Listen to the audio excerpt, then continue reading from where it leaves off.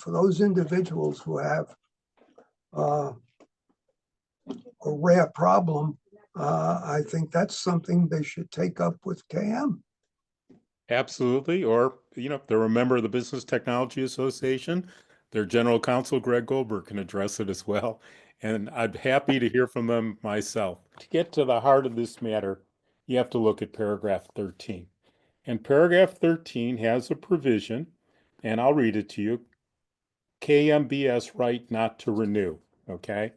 KMBS may, in its sole discretion, elect not to renew the agreement for any subsequent term, provided that KMBS has given dealer 90 days written notice of such earlier date or such earlier date as required by applicable law of KMBS intent not to renew the agreement. Now that raises questions, Frank. What's KM? Why would Konica be considering this? Are they going to be sold? Are they going to merge? Are they going to disband their dealer network? Those are all legitimate things for the dealer community to ask. And it's also, is this a 90-day agreement? If they have the right not to renew on 90 days notice, does it mean that after the first year, give 90 days and they're out of the agreement? Well, what other people have failed to see is the paragraph 13C, and that's fair and equitable treatment. KMBS and dealer agree that throughout the term of and in terminating this agreement, they will treat each other as well as the end user in a fair, equitable, and ethical manner. Now that's a key provision, and I can testify myself as to several cases that I was involved in where that language was considered by either a judge or a jury. I remember very similar language for right not to renew in an agreement that a California dealer had, and lo and behold, the district manager for that manufacturer decided, you know what, I want to be a dealer. It seems like they're doing better than I'm doing as a district manager. So we're going to terminate the dealer in Los Angeles and I'm going to become the dealer. Well, we said that was not fair, equitable termination.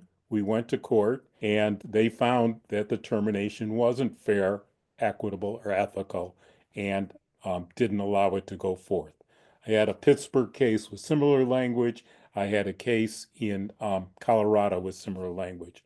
So if Konica was to terminate with 90-day notice on an arbitrary and capricious manner without just cause, would that be fair and equitable? No. So would I think that Sam or Laura would use that improperly in the channel right now? No, I think both those people are ethical and professional people who deal with their dealer channel as partners, not as adversaries, as we had many, many decades ago. But Frank, we don't know who's going to be there in 2 years or 3 years or 4 years. So let's look at this agreement now. It has automatic renewal. It has no quota. Okay. And that was one of the reasons Konica wanted the right not to renew. So people wouldn't take the line on and not support it and just, have the name, but not the commitment. I see that happening now with the Fuji example. Fuji's coming in the market, dealers taking it defensively as opposed to offensively to build it in the market, but to keep it from another competitor. So, they were concerned without a quota. How do we get a non-performing dealer not there? So if they could come up with non-performance, that might be fair and equitable. We have arbitration, we have an open-ended term, and we have fair and equitable. One of the issues that I thought was excellent that with Konica Minolta indicated they were including in this agreement was when they had on a enterprise, when they had placements going to another locale, that there be a certified tech that was clearly certified to service that product at that location. Yeah. Now, going back to the era that you talked about, that was the big problem, because dealers would attempt to get as much of the service revenue as they could by setting up people to service that weren't qualified. You can service any equipment, because there's no territories anymore, in the United States as long as you have a qualified, certified Konica Minolta service technician. Now, I've had calls about this. Does that mean the mega dealers are going to come out to Hoboken or somewhere else and set up a technician to service two or three equipment, machines or something?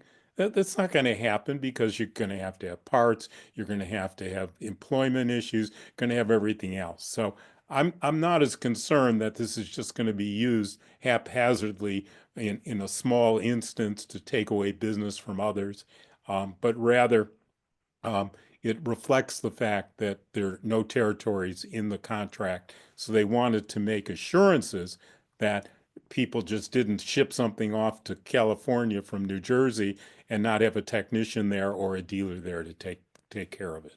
One of the questions you raised about dealers coming into a territory, taking over major accounts uh, that have the ability to do so.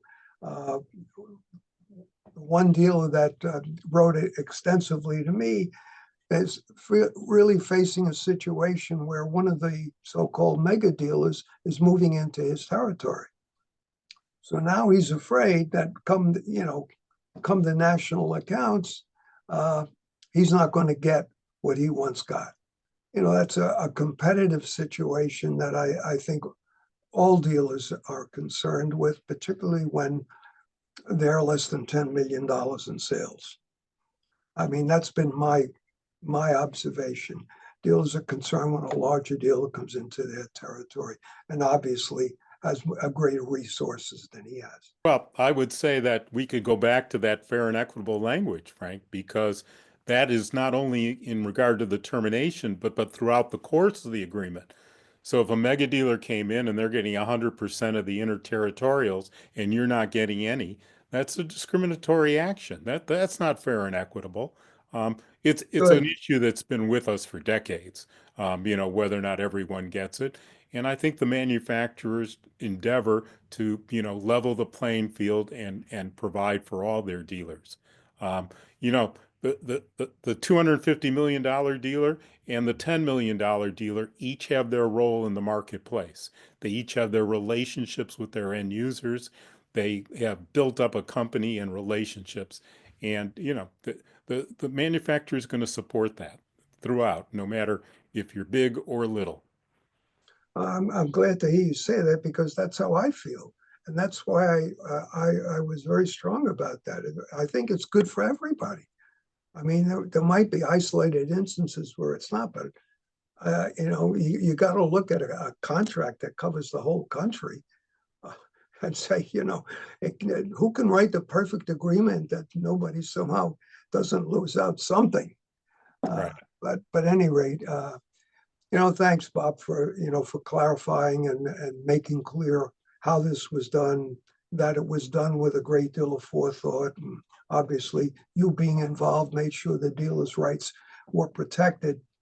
So I think everybody should hopefully be okay with it. My life and your life has been for the dealer channel.